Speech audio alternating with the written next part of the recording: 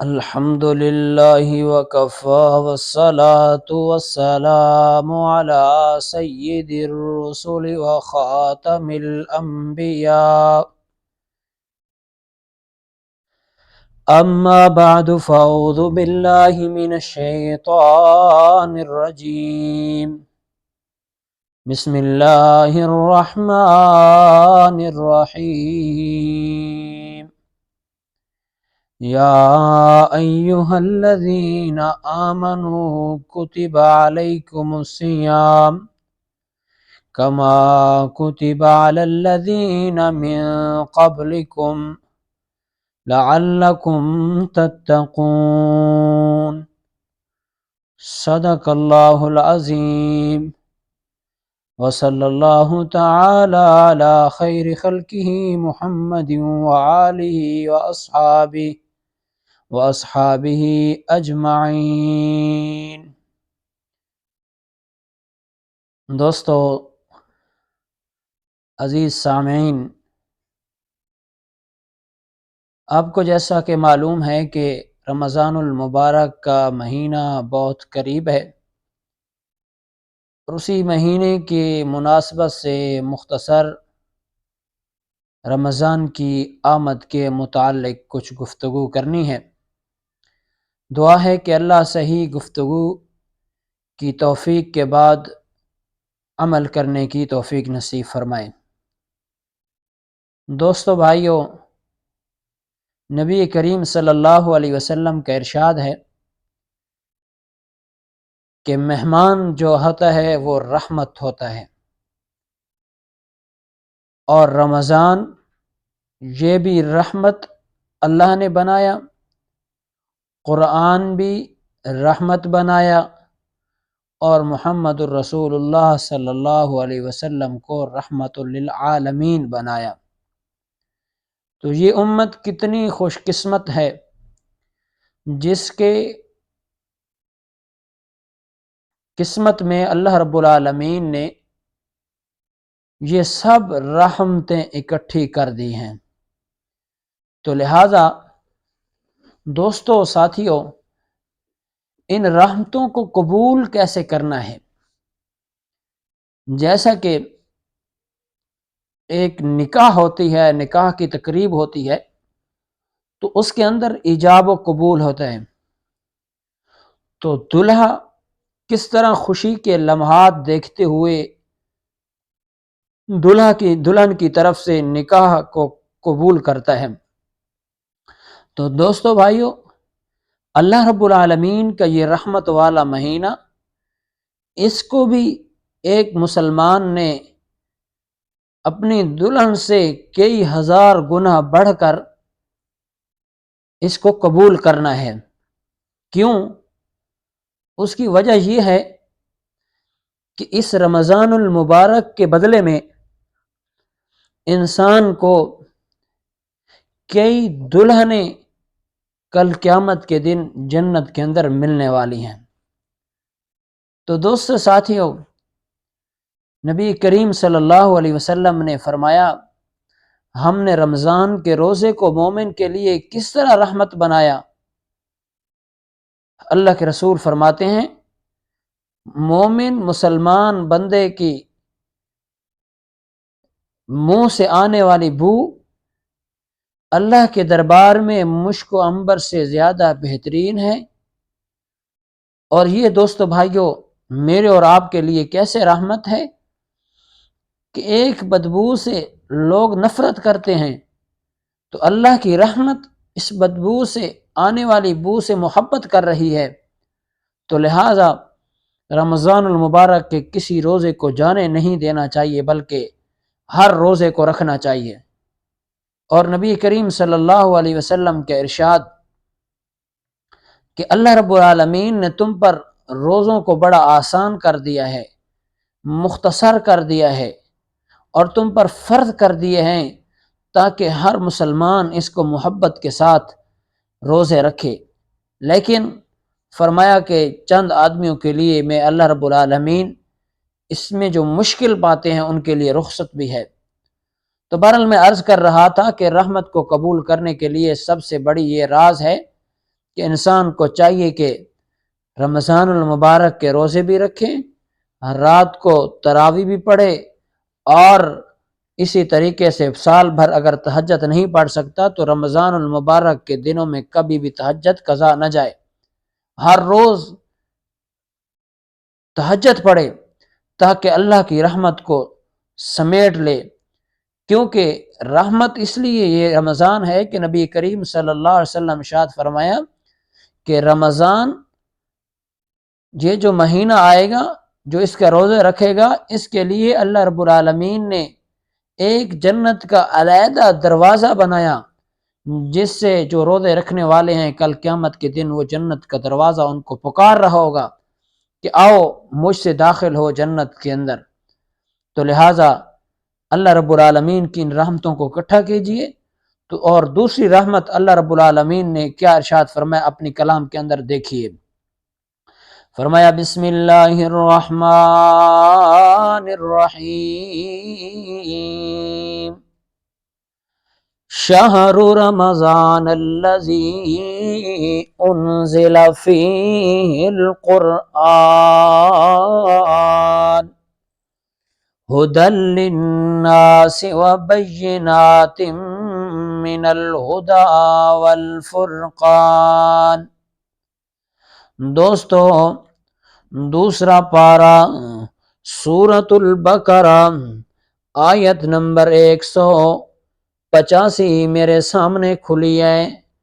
اللہ رب العالمین فرماتے ہیں، لوگو ہم نے تمہارے لیے رمضان کو رحمت بنایا۔ فرمایا کیسے رحمت؟ سب سے پہلی تو یہ بات ہے کہ شہر رمضان الذی انزل فیہ القرآن،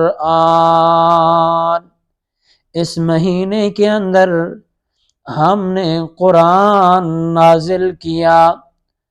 اللہ اللہ، قرآن نازل کیا تو رحمت ایسے قرآن بنا، رمضان رحمت ایسے بنا کہ نبی کریم صلی اللہ علیہ وسلم کے دور کے اندر کفر و شرک اور گناہوں کی ظلمت کے اندھیروں کے اندر زندگی بسر کرنے والے ظاہری طور پہ تو انسان تھے، لیکن درندوں کی عادتیں اپنا چکے تھے، اللہ سے ناواقف، اللہ کی آسمانی کتاب سے ناواقف، کیونکہ حضرت عیسیٰ علیہ السلام کی نبوت کے بعد تقریباً 600 سال گزر چکے تھے، کوئی نبی نہیں آیا تھا، کسی کو صحیح دین کا پتہ نہیں تھا، لوگ قصے کہاوتیں، جھوٹی من گھڑت باتیں اور اپنی طرف سے کچھ دین کے درجات بنائے ہوئے تھے، لیکن میرے اللہ رب العالمین نے قرآن مجید کے ذریعے قرآن کو نازل کر کے رحمت کیا، تو رحمت ایسے ہوئی کہ اللہ نے اس قرآن کے ذریعے درندے شکل انسان جو تھے ان کو سارے ظلمت کے اندھیروں سے ہٹا کر سیدھا روشنی والا راستہ، بیت اللہ کی عبادت کرتے تو ننگے ہو کے، بیت اللہ کی عبادت کرتے تو شرک کر کے، بیت اللہ کے اندر جو بت رکھے ہوئے تھے، کر تو عبادت اللہ کی رہتے لیکن سامنے بتوں کی پوجا کرتے ہوئے ان کو بھی اللہ کا الہ شریک بنا کے عبادت کرتے تھے، کتنی ظلمت اور جہالت تھی۔ تو دوستو بھائیو، قرآن آیا، اللہ نے سب در چھڑا دیے، رحمت کی، سب ظلمتوں کو نور کے اندر تبدیل کر دیا۔ کیسے؟ میرے اللہ رب العالمین ارشاد فرماتے ہیں، تیسرا پارہ میرے سامنے، اللہ رب العالمین ارشاد کیا فرماتے ہیں؟ فرمایا اللہ ولی الذین آمنوا یخرجہم من الظلمات إلى النور۔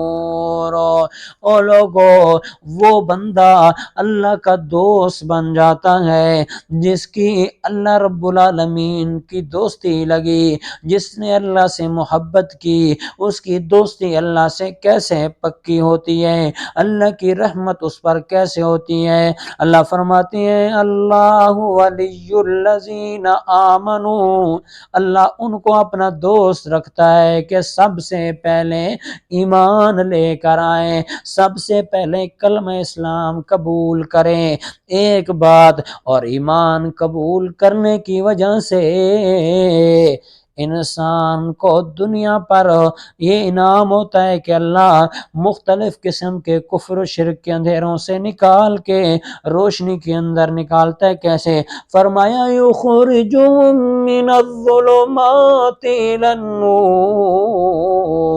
اللہ اپنے دوست کو کفر اور شرک کے اندھیروں سے نکال کر نور کی طرف لے جاتا ہے۔ اور جو قرآن والی رحمت کو قبول نہ کرے، رمضان والی رحمت کو قبول نہ کرے، فرمایا وہ کیسا ہے؟ والذین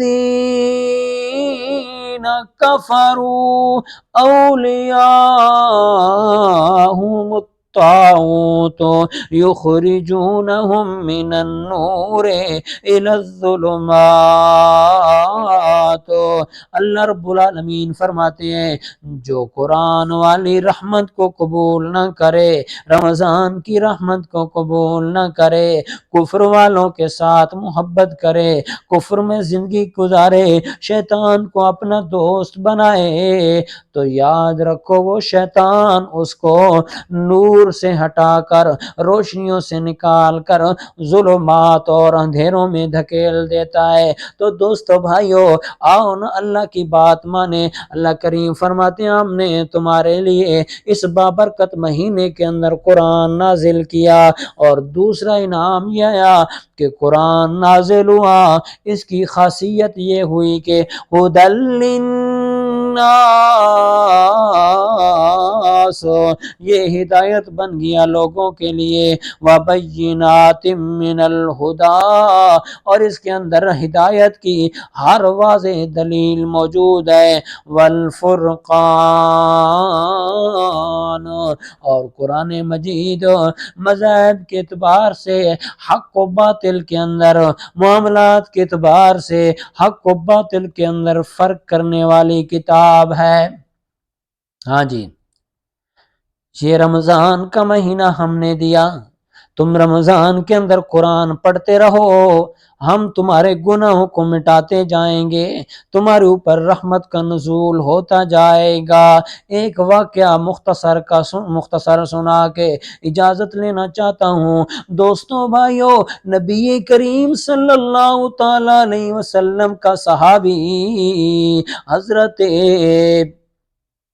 اسید رضی اللہ تعالیٰ عنہ قرآن مجید کی تلاوت کر رہے ہیں، گھر میں ایک گھوڑا بھی بندھا ہوا ہے، ساتھ چھوٹا بچہ بھی سویا ہوا ہے، قرآن پڑھتے ہیں اللہ اکبر، رات کو نوافل کے اندر اللہ کی کتاب کی تلاوت شروع کرتے ہیں تو اللہ رب العالمین کی طرف سے رحمت کے فرشتوں کا نزول ہوتا ہے۔ کیسے؟ فرمایا میں نماز شروع کی، نماز شروع کرنے جیسے شروع کی، قرآن سورۃ فاتحہ پڑھا، اور سورۃ فاتحہ پڑھنے کے بعد اگلی سورت ملائی، سورت شروع کی، گھوڑا میرا جو میرے ساتھ اس بچے کے ساتھ بندھا ہوا تھا وہ بتکنے لگا، میں ڈر گیا، خوف زدہ ہو گیا کہ کیا ہوگا، کہ گھوڑا زیادہ ڈر گیا، بتکنے لگا تو اس بچے کو رون دے گا، بچہ کو نقصان پہنچ جائے گا۔